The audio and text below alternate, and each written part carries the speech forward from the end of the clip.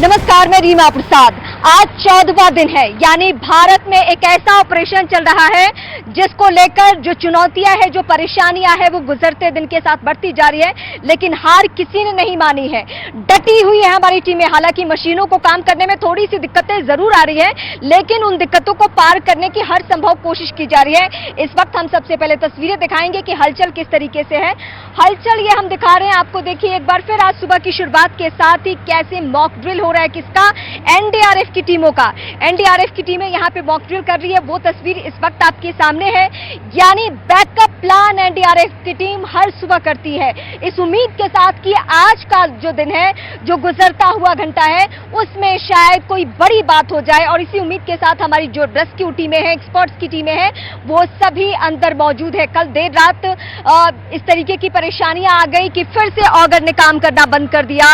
ऐसा कहा जा रहा था, डीआरडीओ की जो टीमें थी उसके तरफ से यह कहा गया कि 5 मीटर तक कहीं कोई मलबा नहीं है, कहीं कोई परेशानी वाली बात नहीं है। लेकिन जैसे ही 1.5 मीटर तक कट करने का काम ऑगर मशीन ने किया, वो मशीन वहीं पे खराब हो गई, यानी काम करना बंद कर दिया। ये रात की घटना। अभी लेटेस्ट अपडेट वहां से कुछ इस तरीके से निकलकर सामने नहीं आ पाई है, बड़ी बातें की स्थिति अभी वहां पे क्या है। लेकिन जो बाहर की हलचल है वो मैं यही दिखा रही हूं कि हर दिन के तरह ही है, लेकिन क्या कोई विकल्प भी है, ये जानने के लिए मैं सीधे अपनी सहयोगी प्रियंका कांडपाल का रुख करूंगी। प्रियंका, मैं 2 सवाल आपसे एक साथ पूछना चाहती हूं। एक तो ये बताइए कि क्या ऑगर मशीन जो रात में काम करना बंद कर चुकी थी, वो मशीन को ठीक कर लिया गया है या मैनुअली ही उसे किया जाएगा, या फिर दूसरे विकल्प पर भी विचार किया जा रहा है? देखिए रीमा, ऑफिशियली तो दोनों ही सवालों के जवाबों को लेकर कोई क्लैरिटी नहीं है, लेकिन जो समझ आ रहा है उससे ये बताया जा रहा है कि अभी मशीन को बाहर निकलने में जो है वो समय लगेगा। ऑगर मशीन को बाहर निकलने में समय लगेगा। क्या ऑगर मशीन को एक और बार ट्राई किया जाएगा इससे पहले कि डिसीजन लिया जाए कि अब मैनुअल तरीके से मलबा निकाला जाए? तो क्या उसको एक और ट्राई दिया जाएगा? ये होने वाली मीटिंग जो है उसमें डिसाइड होगा। इसके अलावा क्या दूसरे ऑप्शन भी तलाशे जा रहे हैं? तो इस सवाल का जवाब है ऐसा होता हुआ शायद दिख रहा है, क्योंकि आज वर्टिकल ड्रिलिंग की जो मशीन थी उसको उसकी जगह से शिफ्ट किया गया है। जहां पर मेरी मौजूदगी है उसके ठीक पीछे बैरिकेड है। यहाँ से एक रास्ता है जहां पर एनडीआरएफ के लोग दिख रहे हैं, उसके पीछे से एक पूरी रोड जाती है, और एक जो नई रोड बनाई हुई है ऊपर पहाड़ों की तरफ चलने के लिए, उस मशीन को उस तरफ ले जाया गया है। तो इससे ये मालूम चल रहा है कि शायद अब वर्टिकल ड्रिलिंग के ऑप्शन को भी ऑप्शन के तौर पर एक्सप्लोर किया जाएगा, लेकिन ऑफिशियली इस बारे में अभी तक कोई जानकारी नहीं है। जी रीमा। प्रियंका, मैं एक सवाल अपने दर्शकों की सहूलियत के लिए आपसे ही समझना चाहती हूँ। जरा हमारे दर्शकों को समझाइए कि ये जो दूसरे ऑप्शन पे हम कल से ही बात करना शुरू कर चुके हैं, क्योंकि एक्सपर्ट्स टीमों को पता था कि सबसे आसान जो रास्ता है, आसान नहीं कहूंगी मैं ये कहूंगी कि जो सबसे जल्दी तय करने वाला रूट था, ये यही था जो ऑगर मशीन जहां पे काम करती थी। अब ये थोड़ी सी कठिनाइयों के बाद हमने उस दूसरे प्रोसेस को चुना है। इस दूसरे प्रोसेस में कहा यह जा रहा है कि वक्त ज्यादा लग सकता है, या फिर इस सुरंग को, इस टनल को नुकसान पहुंच सकता है।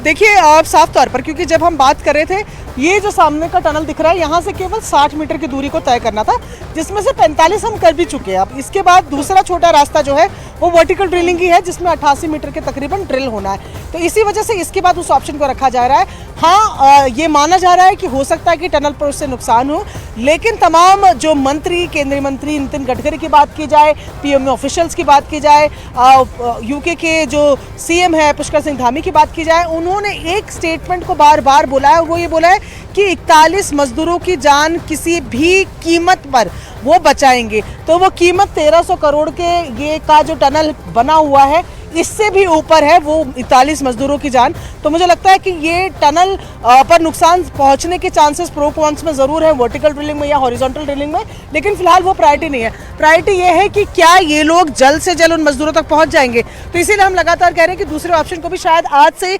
सीरियसली कंसिडर किया जाने लगा है, क्योंकि मशीन जो है, हालांकि उसका अभी ड्रिलिंग पार्ट नहीं गया है, लेकिन मशीन जो बेहद भारी मशीन होती है, उसको यहाँ से बीआरओ की जो दूसरी रोड बनी हुई है, कच्ची रोड, वहां तक आज ले जाया गया है। रीमा, तकरीबन 3 दिन पहले इस वर्टिकल ड्रिलिंग मशीन को इसलिए भी रोका गया था ताकि कंपन हो रहा है या फिर ऑगर को काम करने में कोई बाधा ना पहुंचे, इसलिए उसे रोक भी दिया गया था। और प्रियंका, ये उम्मीद भी हो गई थी, मैं अपने दर्शकों को एक बार फिर विजुअली बताती हूं कि यहाँ पे क्या कुछ हो रहा है। जिस वर्टिकल ड्रिलिंग के बारे में हम आपको बता रहे हैं वो एंगल क्या है, वो जगह क्या है, वो सबसे पहले मैं आपको इस वक्त दिखाती हूँ। जो दूसरा विकल्प इस वक्त हमारे पास है वो दूसरा विकल्प है टॉप एंगल पे। यानी इससे क्या, इस ड्रिलिंग से क्या होने वाला है, इस टनल को नुकसान पहुंचेगा। जो 1300 करोड़ से ज्यादा का टनल है उसको नुकसान पहुंचेगा, लेकिन ये कीमत चुकाकर भी अगर हम मजदूरों की अपनी जान बचा सके तो सरकार का फैसला यही है कि हर सूरत में, चाहे जिस तरीके से मजदूरों की जान बचे उस तरीके से मजदूरों को हर हाल में बाहर लेकर आना है। दोनों ही विकल्पों पे इस वक्त काम होना शुरू हो चुका है। ऑगर के बारे में इस वक्त कुछ ही देर में अपडेट आ जाएगा कि क्या उसका जो पार्ट फंस गया था या उसने काम करना बंद कर दिया है उसको निकाल लिया गया है या उसको निकालने में थोड़ा वक्त लगेगा।